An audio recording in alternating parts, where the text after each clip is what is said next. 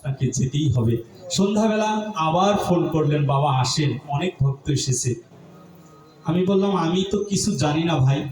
বলছে আপনাকে আসতেই হবে, সবাই এসেছে আপনার দর্শন করবে একটু। ঠিক সন্ধ্যাবেলা গধূলি লগ্ন পার হয়ে গেল। আমার গৃহে থাকা রাধাকৃষ্ণের যুগল, সেই যুগলের সম্মুখে দাঁড়িয়ে শ্রীমতী রাধারানীর চরণে জীবনের প্রথম বলেছিলাম যে রাধারানী, আরে ও রাধারানী, তুমি যেখানে যেতে পারো সেখানে তুমি আমাকে নিও, আর তুমি যেখানে যেতে পারো না সেখানে তুমি আমাকে নিও না। সেই দিন থেকে এই পথ চলা। আজকেও বলার আগে বেরোবার আগে বলেছিলাম, রাধারানী তুমি যদি হাজরা মহলে যেতে পারো এই অধমকে তুমি নিও। আমি বিশ্বাস করি এই কথাকে বুকে নিয়ে 10টি বছর ধরে দাঁড়ে দাঁড়ে আপনাদের মতো বৈষ্ণবদের দাঁড়ে দাঁড়ে ঘুরে বেড়াচ্ছি। আমি বিশ্বাস করি এই অধম নরাধম পাপী আমি যেখানে যাই, আমার বিশ্বাস আমার বহু আগেই শ্রীমতী রাধারানী আপনাদের মাঝে উপস্থিত হয়ে আছে। তাই গৌর প্রেমানন্দে হরি ধরি বল। এই অমৃতময় শ্রীমদ্ ভাগবত আজকে হাজার হাজার বৈষ্ণব সঙ্গ মাঝে ভাগবত হচ্ছে, হাজার হাজার বৈষ্ণব সঙ্গ মাঝে হরিনাম যজ্ঞ হচ্ছে। চৈতন্য মহাপ্রভু বলেছিলেন, পৃথিবীতে যত আছে নগরাদি গ্রাম, সর্বত্র হইবে মোর এই হরিনাম। মহাপ্রভুর অনেক আদরের অনেক যত্নে গড়া আমার শ্রীমন নিত্যানন্দ প্রভু, তার মাধ্যমে আমরা এই হরিনাম পেয়েছিলাম, ভাগবত পেয়েছিলাম, বৈষ্ণব সেবা পেয়েছিলাম। কিন্তু সনাতনীদের বড় দুঃখ, এত ভাগবত এত হরিনাম আমার কেন পরিবর্তন হচ্ছে না?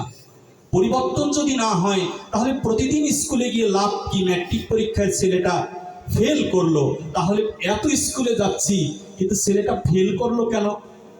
ভাগবত এত শুনছি, হরিনাম এত শুনছি, আমার কেন পরিবর্তন হচ্ছে না?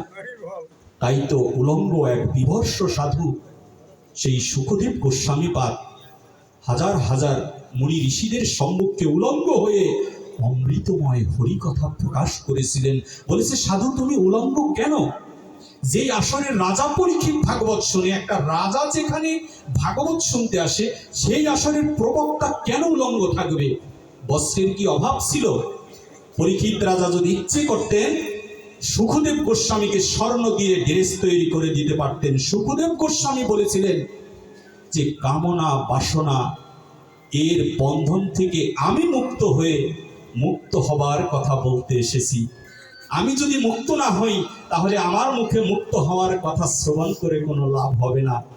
তাই সুখদেব গোস্বামী পাদ বস্ত্রের বন্ধনটা পর্যন্ত ছিন্ন করে দিয়ে মুনি ঋষিদের মধ্যে বসে উলঙ্গ এক বিভর্ষ শুধু প্রকাশ করেছিলেন অমৃতময় ভাগবত কথামৃত নামক মহা ঔষধ।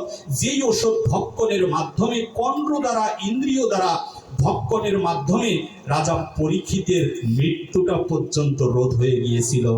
রাজা পরীক্ষিতকে জিজ্ঞেস করেছেন 7 দিন 7 রাত্রি ভাগবতের পরে সুখদেব গোস্বামী পাদ বলেছে, পরীক্ষিত প্রথম যেদিন ভাগবত শুরু হয়েছিল সেই দিন আর আজকে 7 দিনের পরে তোমার কি পরিবর্তন হয়েছে?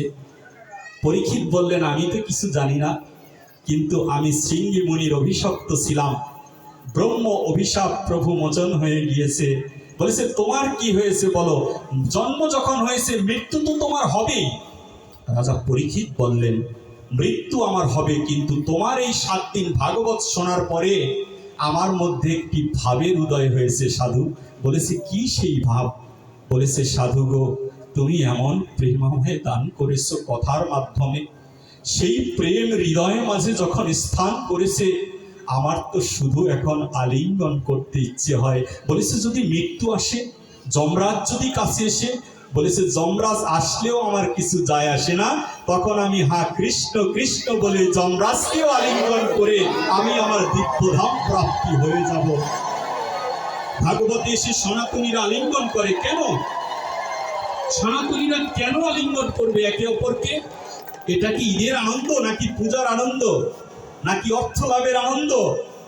ভাগবত শাস্ত্র প্রমাণ করেছেন কামনা বাসনার সাথে যুক্ত হতে হতে জড় কামনার বন্ধনে আমার এই দেহ নামক অস্ত্রটা নষ্ট হয়ে গিয়েছে।